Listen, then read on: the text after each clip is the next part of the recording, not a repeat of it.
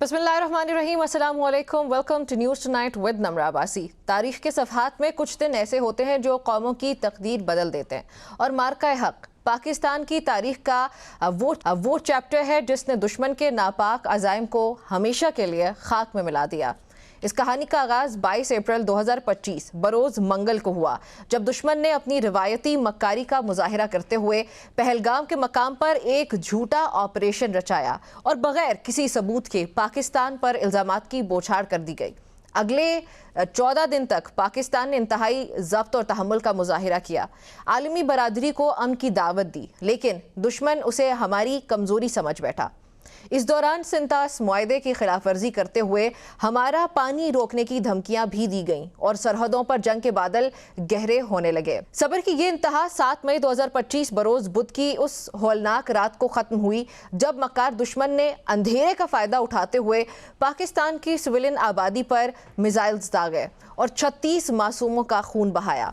लेकिन अभी मिसाइल्स का धुआं भी नहीं छटा था कि पाकिस्तान एयरफोर्स के शाहीनों ने वो कर दिखाया जो आलमी अस्करी तारीख में मुअज्जा बन गया।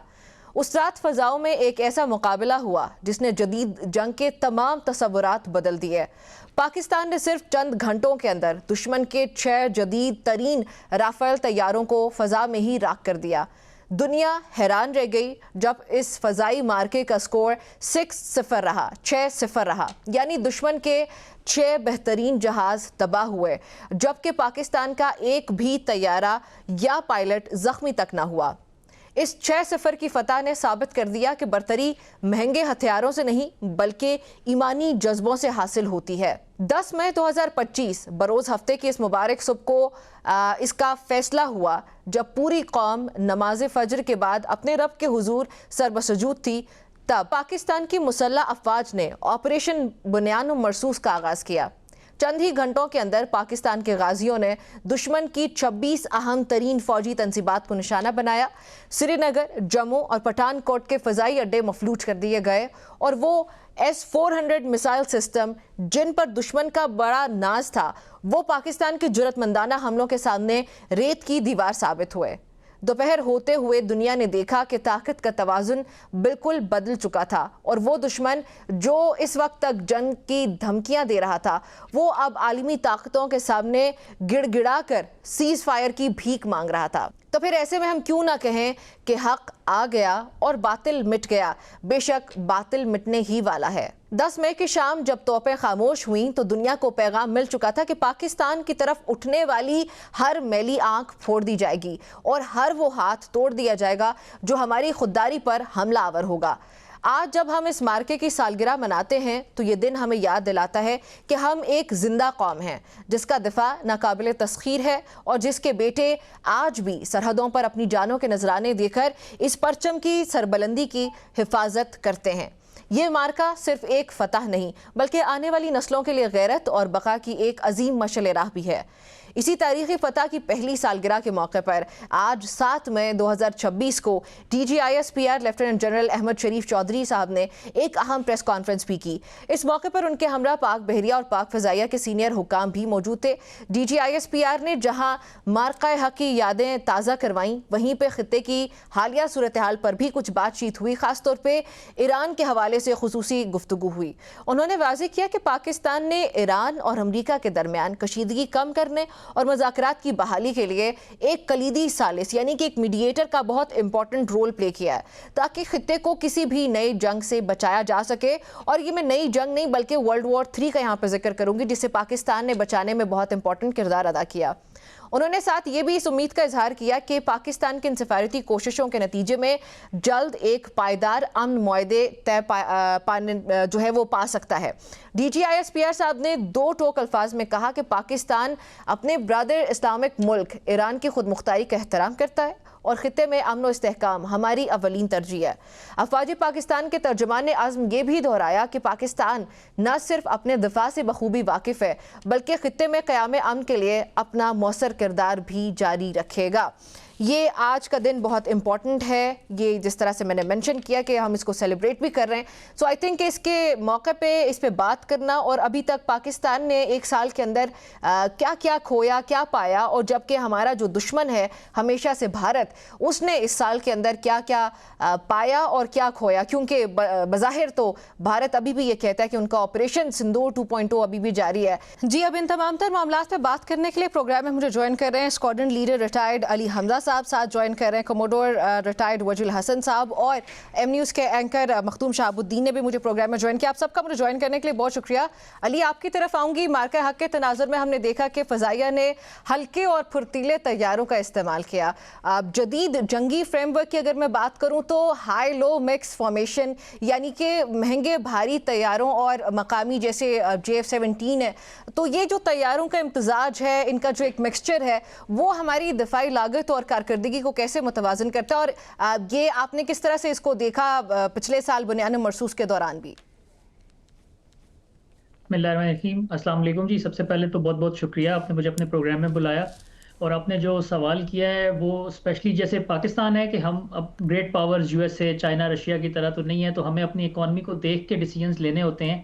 کیونکہ جو پلیٹ فارم ہے دنیا میں، اگر کوئی مجھے بتا بھی دے کہ یہ پلیٹ فارم بیسٹ ہے، وہ 5th جنریشن بھی ہو سکتا ہے، یا اس کے علاوہ بھی جو مہنگے ایئر کرافٹ ہیں، تو اگر میں افورڈ نہیں کر سکتا تو ڈیفینیٹلی اس کے جو بھی کیپیبلٹیز ہیں وہ چاہے جتنی مرضی اچھی ہوں، اگر وہ میرے لیے کاسٹ افیکٹو نہیں ہے تو وہ پریکٹیکل سولوشن نہیں ہے. تو یہ جو آپ نے بیسیکلی کویسچن کیا ہے کہ اس میں یہ سمجھنا ضروری ہے کہ جب 2019 کے بعد جو ان کے پرائم منسٹر مودی نے کہا کہ اگر رافیل ہوتا تو نتیجہ کچھ اور ہوتا، کیونکہ رافیل ایک بہت ہی مہنگا اور بڑا ماڈرن جہاز ہے. اب میں اس طرح کے جہاز نہیں لے سکتا، تو میں نے کیا کیا کہ میں نے اس کے لیول کے جہاز 20 خریدے J-10C چائنا سے، اور اس کے بعد جو میرے اپنے انڈیجنس JF-17 بلاک 3 طیارے ہیں جو ہمارے ابھی ایکسپورٹ بھی ہوتے ہیں، اور ہم وہ کامرا میں PSC جو پاکستان ایروناٹیکل کمپلیکس ہے چائنا کی مدد سے ہم وہاں پہ بنا رہے ہیں. تو یہ جو ہائی لو مکس آپ نے بتایا کہ میں ایک بہت ہی مہنگا پلیٹ فارم تو زیادہ نمبرز میں افورڈ نہیں کر سکتا، لیکن میں نے اپنی نیشنل سیکیورٹی کو بھی اگر انشور کرنا ہے، because this is no reason کہ میں کہوں کہ اچھا یار میں اگر مہنگے نہیں افورڈ کر سکتا تو یہاں پہ جو ڈاکٹرن آیا تھا نا پاکستان ایئر فورس کا، وہ تھا ملٹی ڈومین آپریشنز یا نیٹ ورک سینٹرک وارفیئر، کہ انڈیا آپ سے نیومیریکلی سپیریئر ہے، ان کا جہاز بھی آپ کے جہاز سے زیادہ مہنگا ہے، ٹھیک ہے، لیکن اگر میں نے اپنی نیشنل سیکیورٹی کو انشور کرنا ہے تو میں کیا کروں گا کہ جتنی بھی ڈومینز اویلیبل ہیں، چاہے وہ سائبر ہے، چاہے وہ جس طرح میڈیا، سوشل میڈیا جس کو آپ سائی آپس کہتے ہیں، چاہے وہ الیکٹرانک وارفیئر، اسپیس، اس کے بعد سرفیس جو آپ کی land based ground based air defence system, اور اگر کوئی نیول ایسٹس بھی سی میں، آپ ان سب کو اکٹھا کر کے نیٹ ورکنگ کے ذریعے انٹیگریٹ کر کے سیم پیج پہ لے.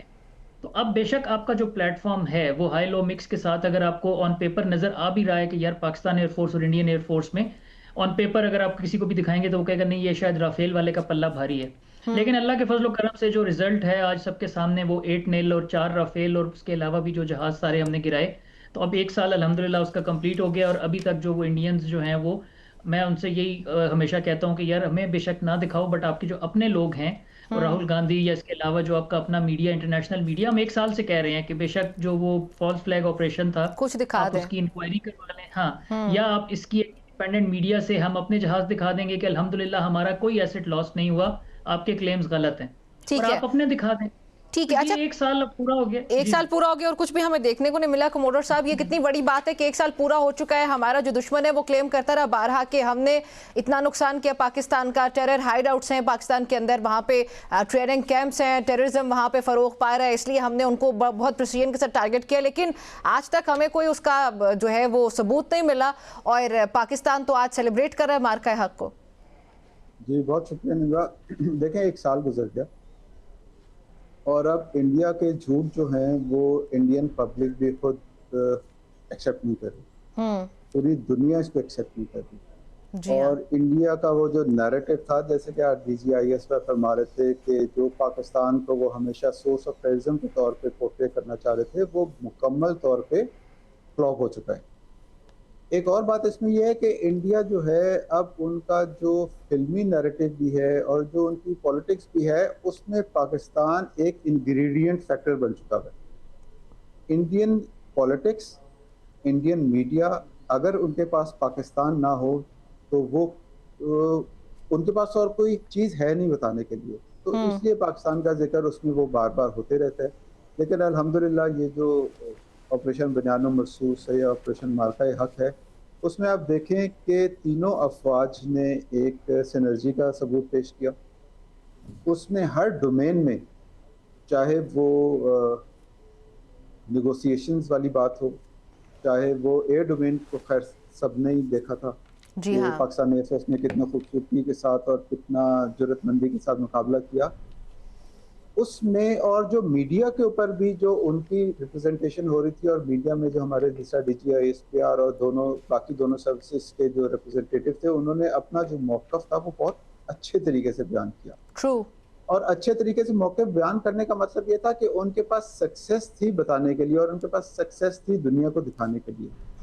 اس میں ایک بات اور میں کرتا چلوں کہ عام طور پہ اس میں پوچھا جاتا ہے کہ پاکستان نیوی کا اس میں کیا رول ہے. ٹھیک. تو عمومی طور پہ جو ہوا کی جنگ ہے, ایئر فورس کی وار, یا جو نیول وار, یا وہ جو لینڈ کی وار ہے, وہ عمومی طور پہ یا دشمن کی ٹیریٹری پہ لڑی جاتی ہے یا اپنی ٹیریٹری پہ لڑی جاتی ہے.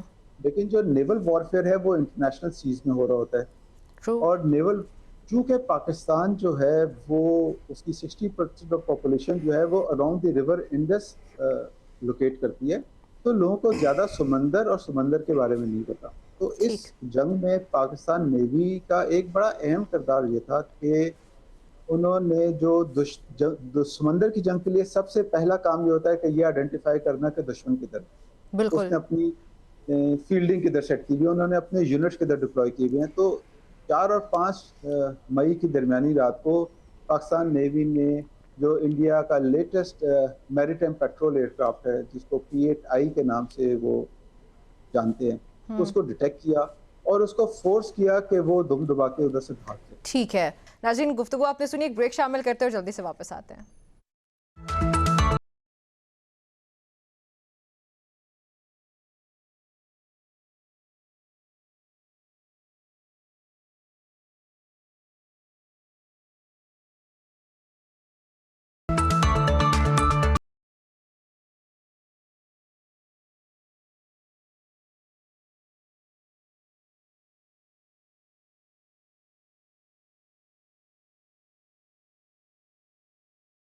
شہاب بھی میرے ساتھ موجود ہیں جو کہ DGISPR صاحب کی آج کی پریس بریفنگ کا حصہ بھی تھے, اور اس میں بہت امپورٹنٹ رول جو ہے وہ میڈیا کا بھی تھا. شہاب ہم نے دیکھا ہے پچھلے سال جب یہ سب کچھ ہو رہا تھا.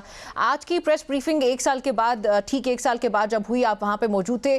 باڈی لینگویج سپیکس والیوم, اور وہ والیوم ہم نے جو ہے وہ آج ٹیلی ویژن کے اوپر دیکھا بھی, and I'm certain Shahab کہ وہ پوری دنیا نے دیکھا بھی ہے. What do you have to say about that press? بالکل, سب سے پہلے thank you very much for having me in the show. I think کہ پاکستان کی جو ٹرائی سروسز کی آج پریس بریفنگ تھی, یہ ایک بہت واضح اور دو ٹوک میسج تھا. پچھلے 1 سال سے پاکستان کا موقف جو ہے وہ پوری دنیا نے تسلیم کیا, اور بھارت کا میڈیا ہو, بھارت کی چاہے ٹرائی سروسز پریس بریفنگز ہوں, ان میں جو ایمبیگٹی رہی, جس کنفیوژن کا وہ شکار رہے, اور انہوں نے جھوٹ کا سہارا لیا. تو ہماری سب سے بڑی طاقت جو ہے وہ, اگر ہم نیریٹو کی اس جنگ کی بات کریں تو وہ ہمارا سچ ہے. ہم نے ایز اٹ از فگرز جو ہیں وہ سب کے سامنے رکھے, ہم نے حقائق سامنے رکھے. لیکن یہ جو پریس بریفنگ ہے یہ بڑی امپورٹنٹ تھی. اس میں 2-3 چیزیں ہیں جو کی ٹیک اویز ہیں. آئی تھنک کہ اس میں پاکستان نے آگے کی بات کی ہے.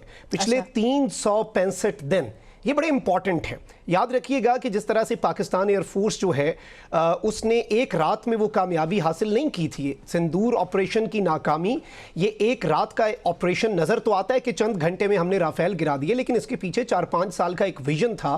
اس میں ملٹی ڈومین وارفیئر تھا. اس میں پاکستان ایئر فورس کو متعدد فورسز میں آگے کنورٹ کر کے پھر انہیں انٹیگریٹ کیا گیا تھا, جن میں مینڈ ایئر فورس ہے, ان مینڈ ایئر فورس ہے, جس میں الیکٹرانک وارفیئر فورس ہے, سائبر فورس ہے, جس میں اسپیس فورس ہے. اسی طرح سے 2-3 چیزیں ہیں جو بڑی امپورٹنٹ ہیں. اب ہم نے جو پچھلے سال کر دیا, اب ظاہری بات ہے انڈیا کے لیے that was out of syllabus. اب انڈیا اس کی تیاری کر کے آئے گا. تو یہ کیسے ہو سکتا ہے کہ اگر بھارت دوبارہ سے جارحیت کرے تو ہم اس مرتبہ وہی سرپرائزز ریپیٹ کریں؟ تو یہ چیز آج کی اس پریس بریفنگ میں بڑی امپورٹنٹ تھی، اور اس میں ایک جو ڈاکیومنٹری دکھائی گئی جس میں پچھلے 1 سال میں Pakistan navy, Pakistan air force اور پاکستان آرمی نے جو تجربے کیے ہیں، جو انڈیجنس ٹیکنالوجی ہے، ظاہری بات ہے کہ ہمارے دوست ممالک سے بھی ہم حاصل کر رہے ہیں ٹیکنالوجی، لیکن جو ہم پاکستان میں بنا رہے ہیں اور جس طرح سے ہم مزید چیزیں، اور اس میں 2 بڑے امپورٹنٹ فیکٹرز ہیں۔ جب آپ نے اپنی ڈیٹرنس اسٹیبلش کرنی ہوتی ہے تو کچھ ہتھیار، کچھ اپنی ٹیکنالوجیز اور کچھ اپنی کیپیبلٹیز جو ہیں وہ آپ پبلک کرتے ہیں، آپ اناؤنس کر دیتے ہیں کہ بھئی یہ ہمارے پاس ہے، ہمارے پاس نہ آنا، ہماری طرف میلی آنکھ سے نہ دیکھنا۔ لیکن ظاہری بات ہے کہ کچھ ذرا کارڈز آپ سینے سے لگا کے بھی رکھتے ہیں تاکہ انڈیا کو جو پچھلی مرتبہ ایلیمنٹ آف سرپرائز ملا تو اس مرتبہ بھی انڈیا کو ہم سرپرائز کریں گے۔ اور یہ ایک بڑا کلیئر کٹ میسج تھا، کوئی اس میں ایمبیگٹی نہیں تھی، کلیئرٹی تھی۔ پاکستان اسٹریٹجک کلیئرٹی کا شکار ہے، آن دی ادر ہینڈ اگر آپ انڈیا کو دیکھیں تو وہ اسٹریٹجک ارریشنلٹی نامی بیماری کا شکار ہو چکا ہوا ہے۔ اور انڈیا جس طرح سے ان کے میڈیا نے رول پلے کیا، لاہور کی بندرگاہ پر قبضہ، اور وہ ایک مذاق بن کے رہ گئے۔ اور پچھلے 365 دن صرف آپریشن بنیان مرصوص مارکہ حق نہیں، بلکہ پاکستان کا جو ایک پوسٹر اور پاکستان کا مقام ہے دنیا میں، اس میں مارکہ حق پھر فالوڈ بائی آپریشن غضب للحق، جس میں پاکستان نے ایک ہارڈ سٹیٹ بن کے بتایا کہ بھائی ہم دہشت گردی کے خلاف زیرو ٹالرنس کی پالیسی رکھتے ہیں۔ اس کے بعد پھر یہ جو پیس ٹاکس میں پاکستان کے ایفرٹس ہیں، پاکستان کو بھارت نے کتنے سال انہوں نے کوشش کی، خود کو وشو گرو کہتے تھے اور کہتے تھے کہ پاکستان کو ڈپلومیٹک آئسولیشن میں دھکیل دیں گے، لیکن وہ انگلش کا محاورہ میں ہمیشہ ریپیٹ کرتا ہوں کہ they tried to bury us but they did not know we are seeds۔ انہوں نے ہمیں اپنی طرف سے دفن کر دیا، لیکن ہم بیج کی مانند ایک تناور درخت بن چکے ہیں اور ہم ایک رسپانسبل اسٹیٹ کے طور پر ابھر کر سامنے آئے۔ بالکل ٹھیک ہے شاہب۔ اچھا حمزہ، مجھے یہ بھی بتائیں کہ ایک مشترکہ مشق کے اندر فضائی حدود کی how do I put it جو ایئر اسپیس مینجمنٹ ہوتی ہے وہ ایک بہت بڑا چیلنج ہوتی ہے۔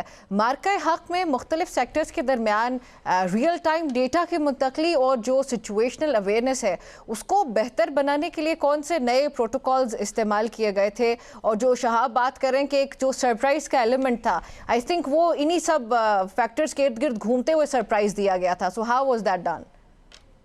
جی بالکل آپ صحیح کہہ رہی ہیں، اور شہاب صاحب نے تو دریا کو کوزے میں بند کر دیا کہ وہ جتنی بھی فورسز کے انہوں نے نام لیے کہ سائبر کمانڈ، اسپیس کمانڈ، اس کے علاوہ electronic warfare, integrated year defence system, تو یہ آپ نے 2019 میں جب وہ آپریشن سوئفٹ ریٹارٹ ہوا تھا تو اس میں اگر آپ ابھی جن کو پتہ ہے آڈینس میں، ورنہ باقی وہ بے شک گوگل کر لیں کہ ایک MI-17 انڈیا نے اپنے ہی ایئر ڈیفنس سسٹم سے سری نگر پہ مار دیا تھا۔ اس کو ہم فریٹریسائڈ کہتے ہیں، فرینڈلی فائر۔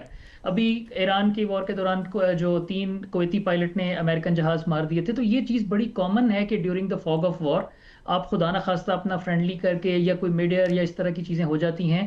تو الحمدللہ یہ جو بیسیکلی آپ کی جو میں نیٹ ورک سینٹرک وارفیئر کی بات کر رہا تھا کہ پاکستان ایئر فورس نے یہ 3-4 سال لگا کے نیسٹ ایپ بنایا، national air space technology park, پھر سائبر اسپیس کمانڈ بنا کے، اور ایک سیم ڈیٹا لنک، ہم اس کو tactical data link TDL، link 16، link 17، وہ میں زیادہ ٹیکنیکلٹیز میں نہیں جاؤں گا، لیکن it's as simple as that کہ آپ کا جو ریئل ٹائم ڈیٹا، ٹارگٹ کا ڈیٹا، ایک سینسر دیکھ رہا ہے کہ میرے سامنے انڈین جہاز یہ اتنے یہاں پہ آ رہے ہیں اور یہ والا جو جہاز ہے یہ فرینڈلی ہے، تو وہ اپنے سینسر اپنے شوٹر کو اس ریئل ٹائم کے اندر وہ سارے کا سارا ڈیٹا وداؤٹ اینی ڈیلے دے سکتا ہے۔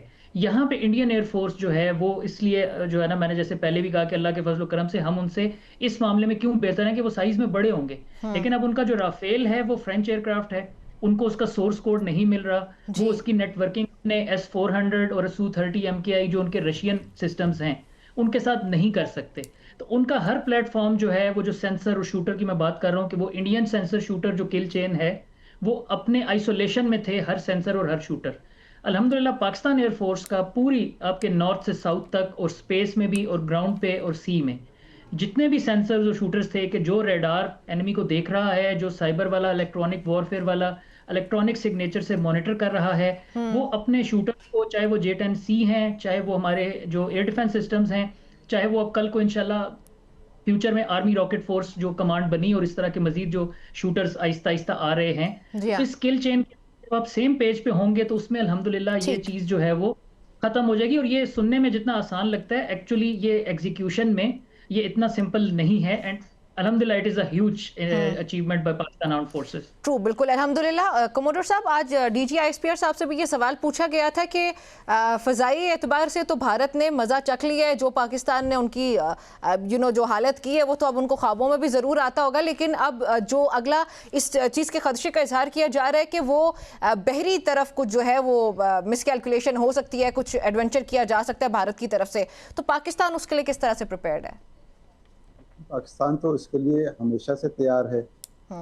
हम तो इसी इंतज़ार में बैठे हुए हैं कि वो आएँ तो हम उनको मारें, लेकिन जो उनके दिल में डर है, मौत का डर जी हाँ, और नाकामी का डर, उसकी वजह से वो अपने एयरक्राफ्ट कैरियर को अपने दूर लेके नहीं जाते। अपने शिप्स को वो जो हैं पाकिस्तान का, जिसको आप कह लें कि हमारे जो डिफेंस जोन है या जो हमारा मैरीटाइम, जिधर हमारी कंप्लीट सुप्रीमेसी है, उधर वो उसके करीब नहीं लेकर आते। अब जिसकी एक ताज़ा मिसाल ये है कि इंडिया अपने आप को नाम नहाद नेटवर्क नेट सेंट्रिक या फिर कंप्लीट नेट सिक्योरिटी प्रोवाइडर कहता है, जी हाँ, लेकिन अभी जब भी कोई अरेबियन सी में या इधर इंडिया के सामने कोई जहाज डूबता है तो वो फटाफट कॉल पाकिस्तान को ही करते हैं और पाकिस्तान ही उसको रिस्पॉन्ड करता है।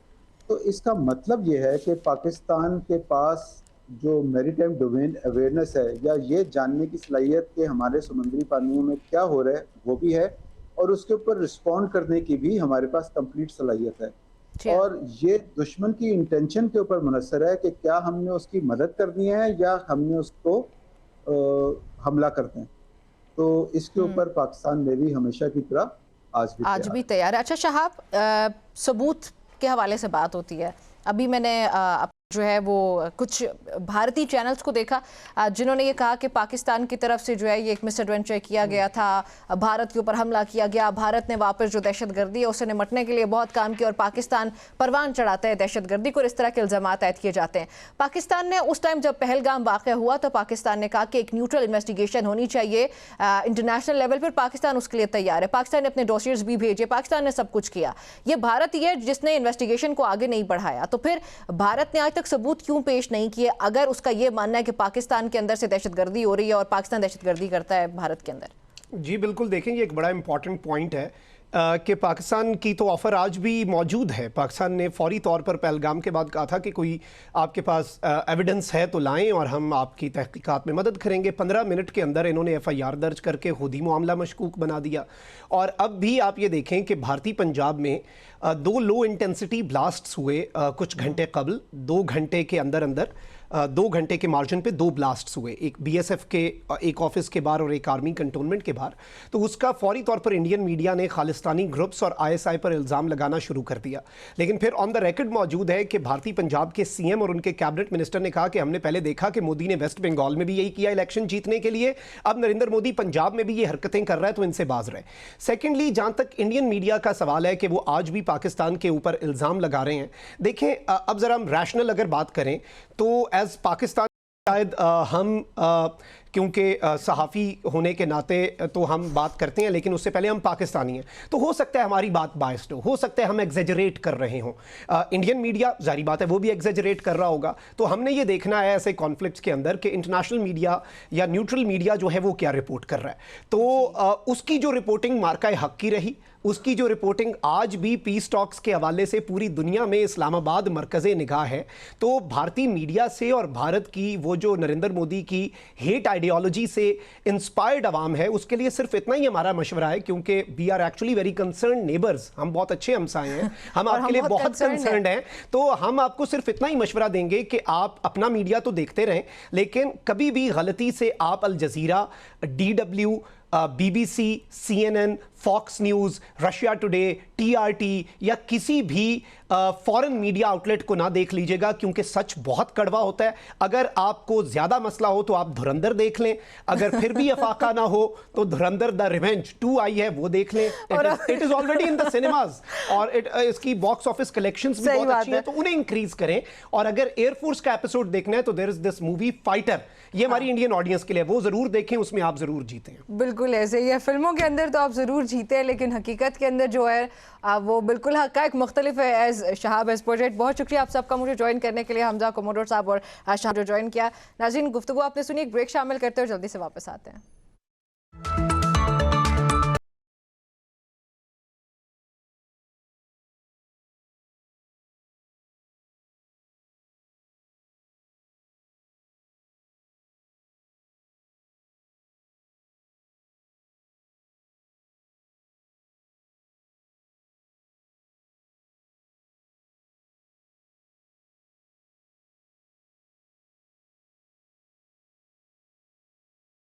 टुनाइट गुफ्तगू के सिलसिले को आगे बढ़ाते हैं। प्रोग्राम में मुझे ज्वाइन करें सरदार मसूद खान साहब, जो कि अक़वाम मुत्तहिदा में साबिक मुस्तकिल मंदूब रहे और सफ़ीर भी हैं, साबिक चीन और अमेरिका में पाकिस्तान के सफ़ीर हैं, साथ ही साबिक सदर भी हैं आज़ाद जम्मू कश्मीर के।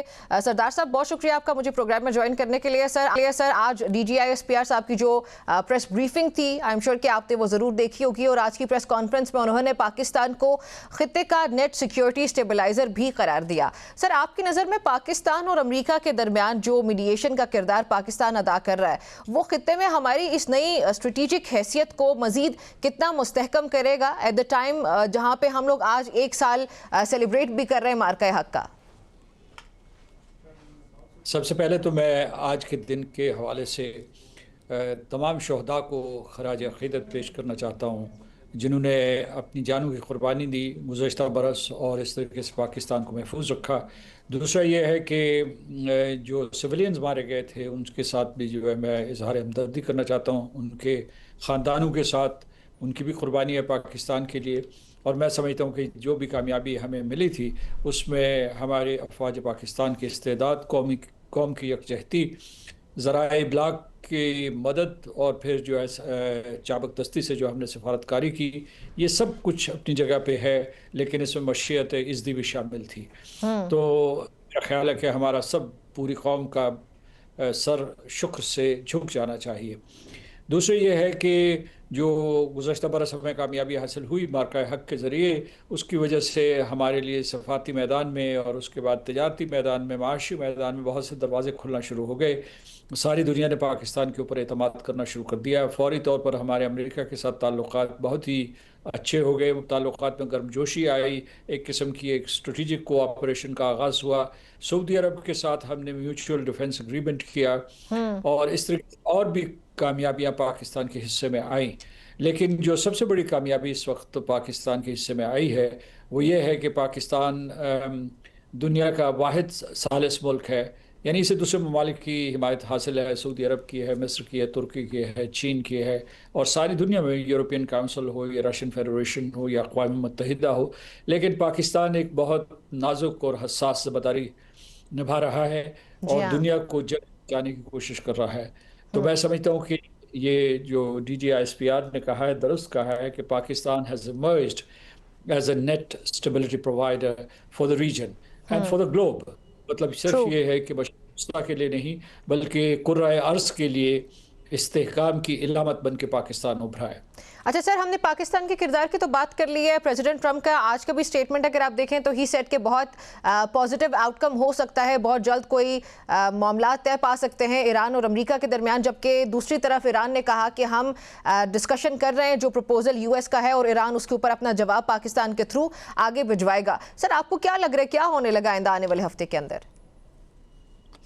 कुछ लोग तो ये पेशगोई कर रहे हैं कि 12-13 तारीख को यहाँ एक मरतबा फिर जो है मीटिंग हो सकती है, बैठक हो सकती है, और उसके बाद जो है इन पर्सन दू बदू आमने सामने मुलाकात हो सकती है अमेरिका और ईरान के मंदूबीन की।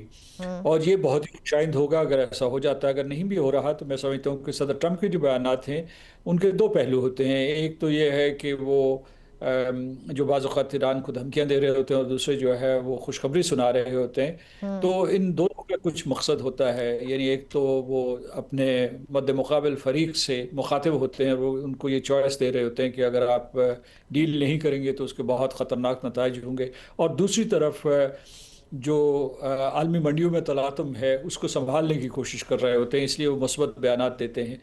जो ईरान की डिप्लोमेसी है उसके मुकाबले में बहुत मोहतात और उसके नपे तुले अंदाज में आगे बढ़ती है, अगरचे वहाँ से भी जो रहबर आला ने या उनके कुछ पासदारान इनकलाब के कायदीन ने सख्त बयानात दिए। इन मुश्किल हालात में पाकिस्तान काम कर रहा है। दोनों ममालिक एक दूसरे के ऊपर एतमाद नहीं कर रहे, यानी ईरान और अमेरिका, लेकिन पाकिस्तान के ऊपर एतमाद कर रहे हैं। तो पाकिस्तान की कोशिश 100% है اور وہ کوشش کر رہا ہے کہ ان کے اختلافات کم ہوں، یہ کوئی درمیانی راستہ اختیار کریں، یہ کوئی لچک دکھائیں، اور ان کے جو بھی الجھے ہوئے مسائل ہیں وہ اپنا ہرمز سے متعلق ہوں، ناکہ بندی اور محاصرے سے متعلق ہوں، یا اس کے علاوہ جو نیوکلیئر ایشوز ہیں جس میں جو موریٹوریم ہے یا افسودگی ہے، اس کے جو بھی معاملات ہیں، اور خاص طور سے جو ایران کے اوپر معاشی اور فوجی پابندیاں لگی ہوئی ہیں، ان کے خاتمے کے کوئی امکانات روشن ہوں اور ان کے جو منجمد اثاثے ہیں وہ واگزار ہوں۔ تو یہ ساری چیزیں جو ہے ٹیبل پہ موجود ہیں۔ پاکستان یعنی صرف پیغام رسان نہیں ہے، وہ اعتماد ساز بھی ہے، اور اس کے علاوہ جو ہے وہ ان کے درمیان جو بھی خلیج حائل ہے دونوں ممالک کے درمیان، اس کو بھی کم کرنے کی کوشش کر رہا ہے۔ ہمیں پوری امید رہنا چاہیے بحیثیت ثالث، نہ صرف جو ہمارے قائدین فیلڈ مارشل عاصم منیر اور وزیر اعظم پاکستان اور وزیر خارجہ اسحاق ڈار، بلکہ پوری قوم کو، کیونکہ یہ جو ہے جب ہم کامیاب ہوں گے تو اس کا صحرا پوری قوم کے سر پہ بدھے گا۔ تو اس لیے کہ ہمیں یعنی یہ ہم دوسرے ممالک سے ایک طریقے سے ممتاز ہیں اس وجہ سے کہ ہم ثالثی کا کردار ادا کر رہے ہیں، اور ہم جو اس میں ایسی بے بنیاد قیاس آرائی نہیں کر سکتے جو حقائق پہ مبنی۔ اچھا سردار صاحب دیکھیں، ہم پاکستان بطور ایک میڈیٹر جو ہے وہ بہت بہترین کام کر رہا ہے، لیکن ہم نے ماضی میں دیکھا کہ دیگر ممالک نے بھی یہ رول ضرور ادا کیا۔ میں بھی ریسنٹلی اگر بات کروں، پچھلے سال کی بات کروں تو عمان کے اندر ہم نے دیکھا کہ جس طرح سے مذاکرات ہو رہے تھے اور سب کچھ ہو رہا تھا، لیکن جیسے ہی کوئی ایران اور امریکہ جب ڈیل کے قریب پہنچتے ہیں تو کوئی نہ کہیں پہ کوئی نہ کوئی اس کو سپوائل کرنے کے لیے تیار، ادھر سپوائلر کوئی اور نہیں، اسرائیل کی طرف سے ہم دیکھتے ہیں کارروائیاں، اور شاید یہی وجہ ہے کہ ایک دو بار جب امریکہ ایران بالکل مذاکرات کو فائنلائز کرنے کے قریب پہنچے تو وہ ناکام ہوئے بظاہر، یا ایٹ لیسٹ ڈیلے کا ورڈ میں یوز کر لیتی ہوں۔ سر اب کی بار what do you think is going to be different جہاں پہ اسرائیل ایز اے اسپوائلر ایکٹ نہیں کرے گا، and how Pakistan is prepared to tackle with that؟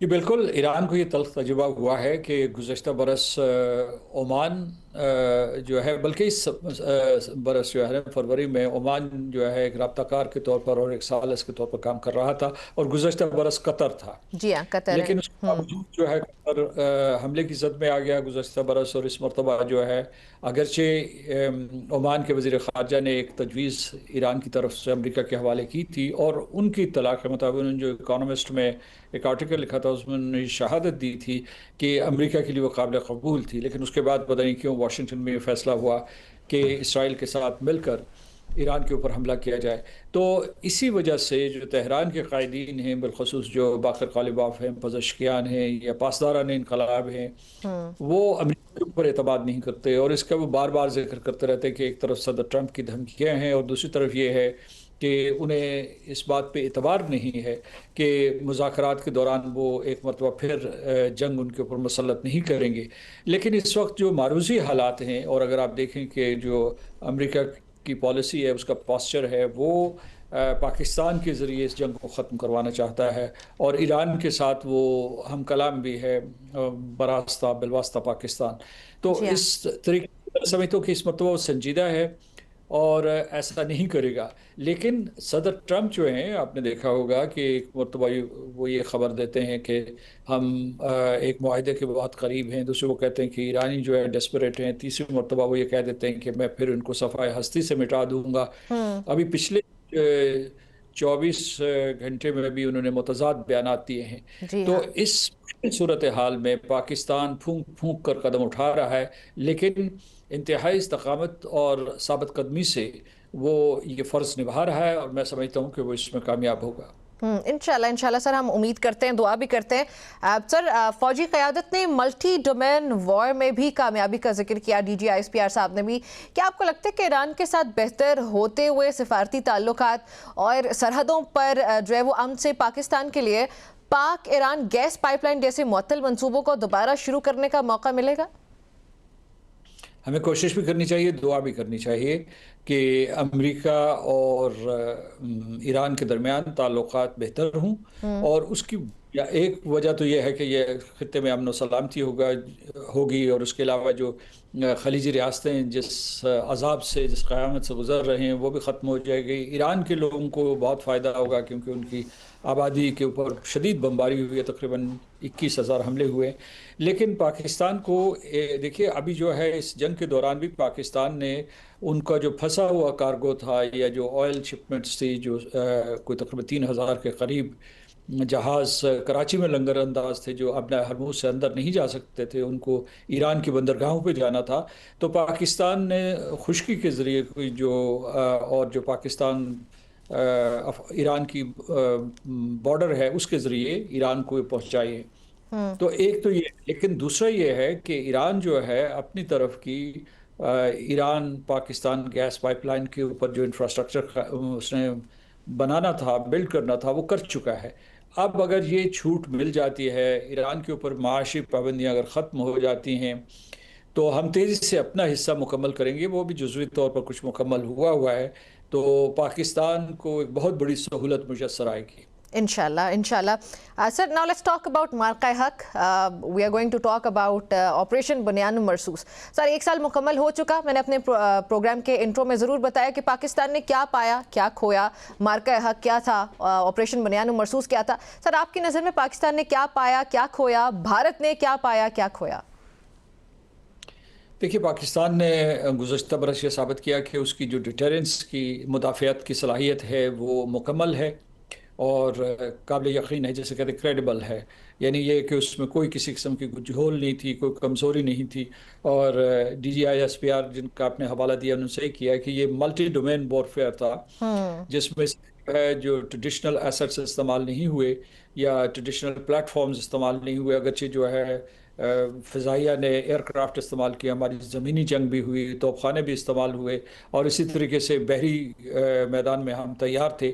लेकिन ख़ास तौर से जो मिसाइल्स का इस्तेमाल हुआ, पहली मरतबा हुआ PL-15 जो है, दूसरे मिसाइल जो आपके अपने मैन्युफैक्चर्ड जो प्लेटफॉर्म से GF-17 आप ख़ुद उसे यहाँ पाकिस्तान में बनाते हैं। फिर आपने चीन का जो J-10C इस्तेमाल किया, एयरक्राफ्ट बहुत मौसर रहे और हिंदुस्तान के रफ़ाल गिरा दिए, कुछ रशियन फेडरेशन के भी जो जहाज़ है वो भी गिराए गए।